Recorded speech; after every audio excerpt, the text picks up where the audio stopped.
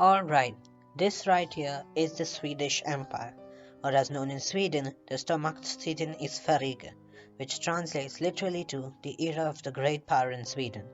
This empire existed for a century in northern Europe, encircling the Baltic Sea. It rose to power after the 30 Years' War and became the only Nordic state to ever reach the status of a military great power, but its downfall saw the rise of another huge empire. First, a little bit of background on the empire.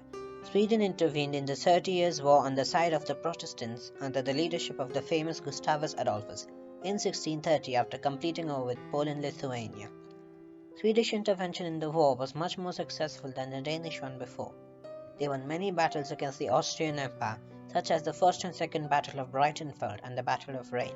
However, in the Battle of Lützen, although a Swedish victory saw the death of Gustavus Adolphus and more importantly, his horse. This victory also saw the imperial forces regain their momentum, and in the Battle of Nordlingen, the Swedish forces were obliterated by the Habsburgs under Cardinal Infante Ferdinand. This battle saw the Peace of Prague, which saw a lot of Sweden's allies drop out of the war. After this though, things did get better for Sweden after France intervened on its side. During this war, Denmark-Norway also attacked Sweden, lost and gave up a few territories. So at the end of the war, the Treaty of Osnabrück, part of the larger piece of Westphalia, saw some territorial rearrangements. In the end, facilitated by Johan Oxenstierna and Johan Adlius Salvius, Sweden gained the following territories: Western Pomerania, which included the islands of Usedom, Rügen and Vollen, as well as the cities of Stettin, Greifswald and Stralsund, the part of Father Pomerania on the east of the Oder River, and the eligibility of taking over the rest of Father Pomerania in case Brandenburg ceased to exist, Wismar and Bremen-Verden, as well as a payment of 5 million riksdaler. After the war, Sweden was regarded as the leader of Protestantism, being the largest Protestant state and the third largest empire in Europe at the time. Gustavus Adolphus's immediate successor was Christina, who ruled lavishly, thus causing huge financial problems and almost bankrupting the empire, which caused resentment against her rule, eventually leading to her abdication. She was succeeded by Charles X Gustav, who was militarily ambitious. However, before he could pursue his military glory, he had to attend to the matter of the Great Reduction in 1680, which saw a bunch of land under nobles returned to the crown. After this, he moved to invade the Polish-Lithuanian Commonwealth, but while on his way he died of getting too tired. Other foreign nations, seeing this, declared war on Sweden, including Russia, Denmark and Brandenburg. Charles's only son, Charles XI, who was only 4 years old, was put on the throne with a regency governing the country until Charles came of age. This regency signed the Treaty of Oliva in 1660. This treaty recognized Swedish possession of Livonia. Brandenburg's ownership of Prussia, and Poland-Lithuania renounced any claims to the Swedish crown. Denmark-Norway was forced to reopen negotiations with Sweden, which culminated in the Treaty of Copenhagen, where Sweden lost possession of Trondelag and Bornholm but retained the Scanian provinces and the Bohuslän province. The Treaty of Cardiff in 1661 saw Russia surrender Ingria, Estonia and Kexholm. In 1674, France asked Sweden to invade Brandenburg, which it did in 1675, marching a huge army on the electorate. However, they were defeated at the Battle of Fehrbellin and retreated. Although casualties were only in the hundreds, this battle made Sweden appear weak, and thus Denmark-Norway declared war on Sweden in the same year. Denmark wished to regain its Scanian lands, which it had ceded to Sweden in the Treaty of Roskilde. In the war, Sweden botched up its naval maneuvers but managed to defeat the Danes on land and were in turn thrashed by Brandenburg. The war was ended in 1679 with the signing of the Treaty of Fontainebleau, signed by France on behalf of Sweden, where France demanded that all territory be returned to Sweden, which Denmark did, and this treaty was confirmed by the Treaty of Lund, signed by Sweden and Denmark-Norway themselves. In the Treaty of Saint-Germain-en-Laye, signed by France and Brandenburg gave back most of the territory it had gained, except for the part of Swedish Pomerania east of the Oder River.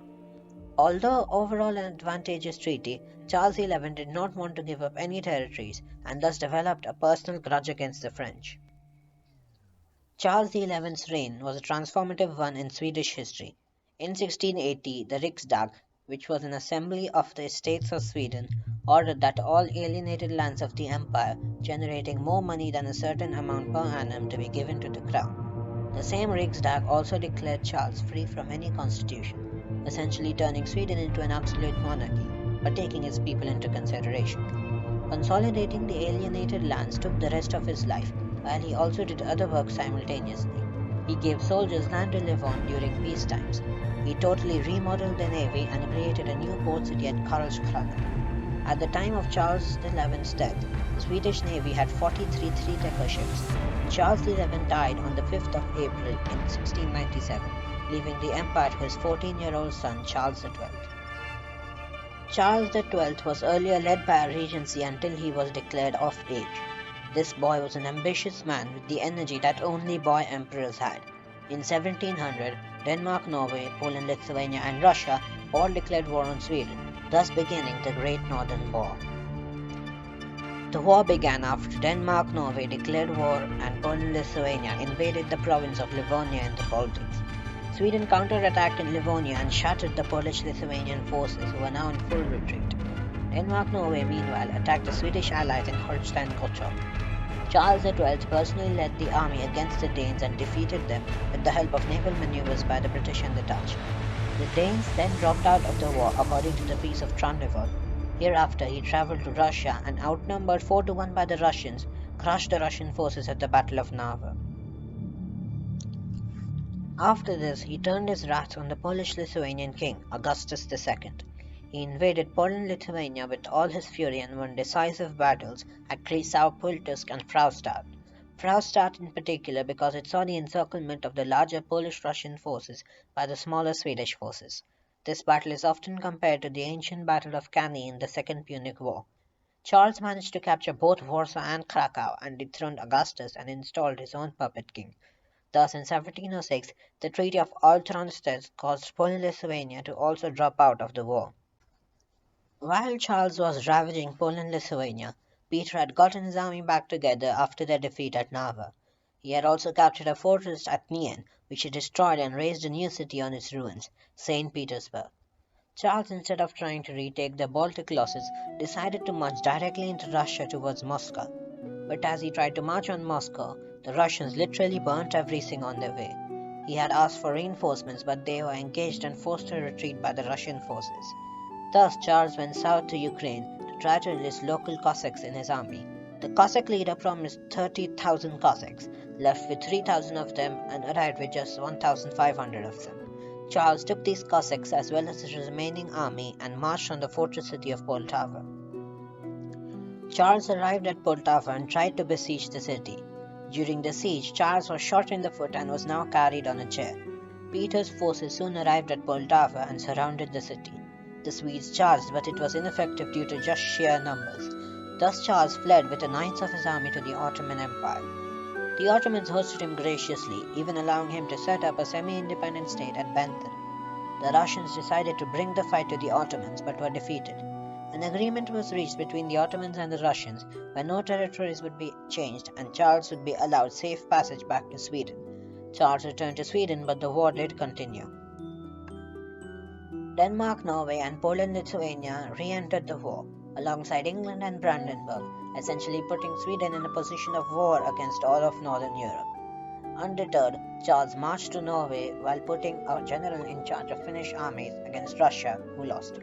Charles himself decided to siege the fortress of Fredrikstad, and so it was on the 30th of November 1718, while looking out at the fortress during night, Charles XII was shot through the head. He was succeeded by his sister Ulrika, who was forced to hand power over to the Riksdag. Sweden suffered deadly invasions from the Russians until at last they signed the Treaty of Neustadt in 1721. This treaty forced Sweden to give up all of its territories except Sweden and Finland.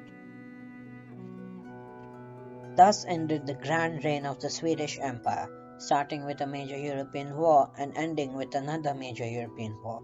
The war did see the decline of the Swedish Empire, but saw the rise of the Russians and finally made Peter's dream of a westernized Russia a reality.